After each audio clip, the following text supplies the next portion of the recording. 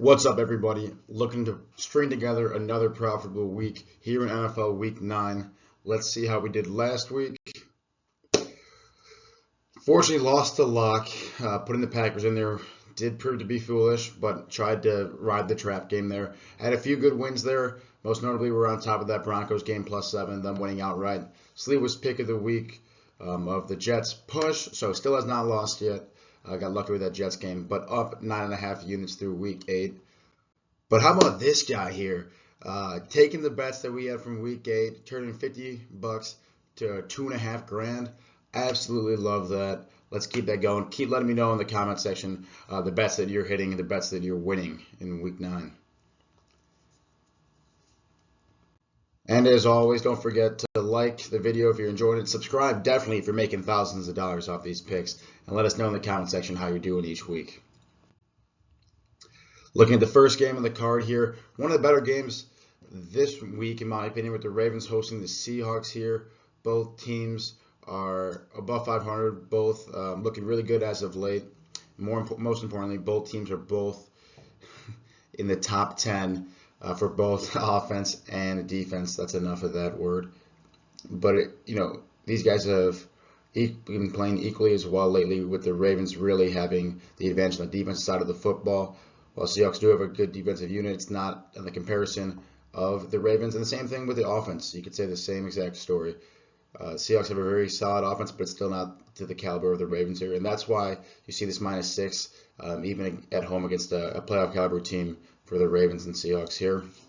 Personally, I like the under in this game. Again, each team has a top 10 defensive unit, with the Ravens being the scariest unit in football right now defensively.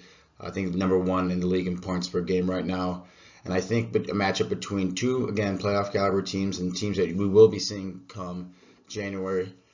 I think they're going to treat this like a playoff environment here, and it'd be a really tight game where you're going to see, 1, each team lead on their defense, but 2, I think the Seahawks struggle to move the ball, and Geno Smith struggles to move the ball effectively against this Ravens defense.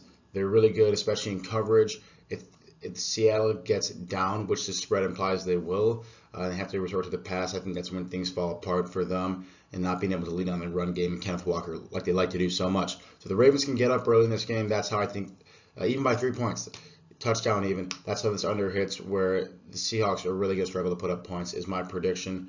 And I think the Seahawks defense can slow Lamar Jackson and this offense down enough where 44 points will not be scored. Next game I want to talk about is not nearly as enticing to me, but you get the Patriots hosting the Commanders here, 2.5-point favorite, implying really a coin flip game on the neutral field and a pretty low total. So this game is going to be a little uglier, but I like the Patriots here at home at -2.5. If it was -3, I wouldn't be as enthused about it, but all I need is the Patriots to win by a field goal here. I think with how well the defense plays in weeks where they can get a suitable amount of time to prepare, this Patriots defense will limit this Commanders offense and Sam Howell, who was effectively a rookie. He had 1 start his rookie season. This is his first year as a full-time quarterback. It's hard to go into Foxborough in the fall and play this Bill Belichick defense, especially when you haven't seen anything like that before. I think you're going to see struggles there. The Patriots are going to play a lot of zone defense, which is not to the strength of wide receivers like Terry McLaurin, who's great at beating man-to-man coverage. They're going to throw some exotic schemes and exotic coverages out there that's really going to confuse Sam Howell, is my guess. If they can't get the run game going, and it hasn't been all that great as of late, I think the Patriots win in a close one and an ugly one. My guess is Patriots win this game by 3.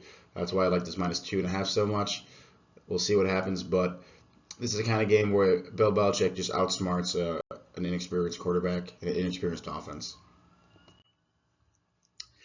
Here's a game that a lot of the public has been jumping on, so I'd be wary to bet the Saints -8.5. But I do love the Saints this game. I'm going to tease this down to 2.5, meaning that they can either win by a touchdown or a field goal, the 2 most common outcomes, and it'll still win when I tease this 8.5 down by 6 points to -2.5.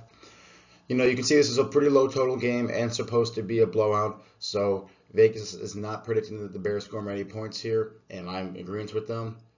You see here this money line at -445, -455 is an implied odds the Saints win this game by over 80% of the time. I really think they're in a great position to win. Teasing this down to 2.5 really makes us more and more enticing. This Saints defense is one of the top 5 in the league right now and playing great. Offense has come alive as of late, scoring both 24 plus points against the last 2 weeks against the Jaguars and last week against the Colts. And so I just like this offense that's rolling. Get Alvin Kamara the ball. Taysom Hill is getting a little bit more involved in the offense and making it more dynamic, which I like. And I think their defense is really going to suppress Tyler Bajan and the Bears offense here. I stay away from the -8.5 just because the public is betting it so much. I don't like that, but I would be shocked if the Saints don't come away with this game with a win, and that's really what this tease is doing here. Second part of this teaser is another leg that I like a lot. It's the Giants +2 tease to +8. Again, going through those key numbers of 3 and 7 are really big, and I like that, especially in a game where there are supposed to be so few total points scored. I teased that the Titans-Steelers game, the Titans +3 to +9. I couldn't put this one on the card because obviously the game's already occurred, but it's the same type of game where whoever wins this game, regardless if it's the Giants or the Raiders, it's probably going to be by 1 score because there's going to be so few points scored by either team. Close game and low points. Not a lot of room for error here in terms of predictability and what could happen in this game. You get a game like the Chiefs and Dolphins where there's 50 plus points being scored that game. There's a lot of different outcomes. When there's only going to be a handful of touchdowns this game, it's really good. The game's going to be decided by who was able to score a touchdown in the red zone as opposed to a field goal. Even if the Giants are on the losing end of that battle, and I tease this to +8, I think it's still going to win here. I honestly think the Giants are in the driver's seat to win this game outright with the way their defense has been playing. They will be missing Darren Waller, but they are getting Daniel Jones back. Another added benefit to this game in the Giants, I think. So I like Jones and Saquon to keep this game close. Honestly, I think the Giants win, but the +8 looks like a really good spot here. And then finally, last game in the Monday night game. Here we got the Jets hosting the Chargers in New York. Jets laying 3.5 points. Again, pretty low total here with 40 points. Very low total for a Chargers game. This is a team that is defined by big chunk plays, lots of scoring, and pretty poor defensive performances. The Jets, the exact opposite. Not going to give you a lot on offense, but not going to give you much on defense here. I really like the Jets as dogs here. Honestly, I think they could win this game outright with how little I think of the Chargers. But giving them more than a field goal here in a low-scoring game, I really like that situation given how many chances this Jets defense has given the team throughout the entire season a chance to play in football games where they otherwise wouldn't deserve to be in the game. And I think last week against the Giants is a prime opportunity. This defense is going to keep it close regardless, as they are a top unit in this league and are certainly playing like it, especially in the coverage grade. This Chargers team wants to throw the ball downfield all day. I think the Jets are going to suppress that. I think this Chargers defense is so poor outside of a guy like Bosa that and Mac when he's hot, that I like the Jets here to keep things close and very low scoring game here. I think I'm going to buy a half point here, make it +4, because I could see the Chargers and Jets trading touchdown for field goal at one point, creating a 4-point differential. Just want to cover myself in that situation. But I think matchup wise, the Jets are a favorable situation here.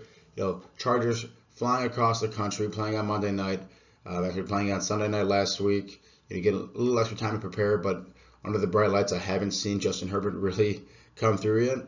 Last time I saw the Jets on primetime, they were keeping it close. They lost by the Chiefs. Lost the Chiefs by 3 points. And before that, they beat the Bills at home on Monday Night Football. So this is a team that has stepped up in the bright lights and on Monday night. I think they're going to do it again here. And don't be surprised if the Jets walk away from this one with a win. Quick review of the card. Saints -2.5 and Giants +8. That's the lock. That's the teaser. Both great games because they're going through those key numbers of 3 and 7 points, a field goal and touchdown respectively in football. I'm going to buy a half point just so I can maybe win by the hook here for Seattle-Baltimore at under 44.5 in a game where I think you got 2 top 10 defenses and one of the best, if not the best in points per game with that Ravens team. Patriots -2.5 here. That's like an obligatory bet when you get Bill Belichick at home by a field goal against a young inexperienced quarterback. I like that spot there. And then the Jets +4 against the Chargers on Monday night. Again, that defense is going to keep them in the game. In a game that Vegas is predicting to be very low scoring, I like the Jets here with some points at home under the lights there. But best of luck gambling and picking your games in week 9. Let me know in the comment section what you're on and what you're hopefully winning this week in the NFL.